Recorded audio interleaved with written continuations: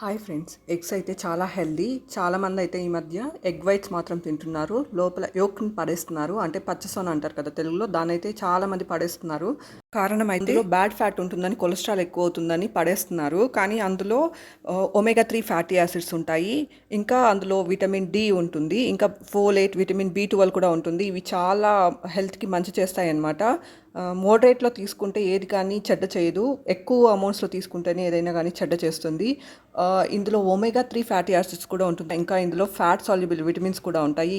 D vitamin, vitamin, K vitamin, ఇంకా కొంతవరకు B vitamin కూడా ఉంటుంది. అది ఎంత మంచిదంటే దానివల్ల విజన్ మంచి చేస్తుంది, బోన్ స్ట్రెంగ్త్ని పెంచుతుంది, ఇంకా ఇమ్యూన్ డిఫెన్స్కి యూజ్ అవుతుంది, యాంటీ ఆక్సిడెంట్స్ ప్రొటెక్షన్ కూడా చేస్తుంది అనమాట. ఎగ్ యోక్లో హెచ్డిఎల్ అండ్ ఎల్డిఎల్ రెండు కొలెస్ట్రాల్ ఉంటాయన్నమాట. హెచ్డిఎల్ మంచి కొలెస్ట్రాల్, ఎల్డిఎల్ చెడ్డ కొలెస్ట్రాల్.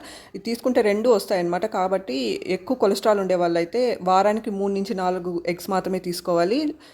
కొంచెం వీక్గా ఉండే వాళ్ళైతే రోజుకి 2-3 గుడ్లు కూడా తీసుకోవచ్చు. టోటల్గా ఒక కంప్లీట్ ఎగ్లో 186 mg ఆఫ్ టోటల్ కొలెస్ట్రాల్ ఉంటుందంట. కాబట్టి మోడరేషన్లో తీసుకోవడం మంచిది. ఏదైనా మోడరేషన్లో తీసుకుంటే ప్రాబ్లం ఉండదు. ఇంకా విటమిన్ డి ఎగ్ యోక్లోనే కాదు, ఇంకా ఫిషెస్లో ఉంటుంది, ఇంకా యూవీ ఎక్స్పోజ్డ్ మష్రూమ్స్లో కూడా ఉంటుంది. ఇంకా ఒక గుడ్డులోని yolk moderate amount of vitamin డిని అయితే ప్రొవైడ్ చేస్తుందంట. ఇంకా ఇది వచ్చేసి fortified foods like milk, cereals, లివర్లో కూడా మంచి విటమిన్ డి సోర్సెస్ అయితే ఉంటాయంట. Thank you for watching my video. Thank you. Please subscribe.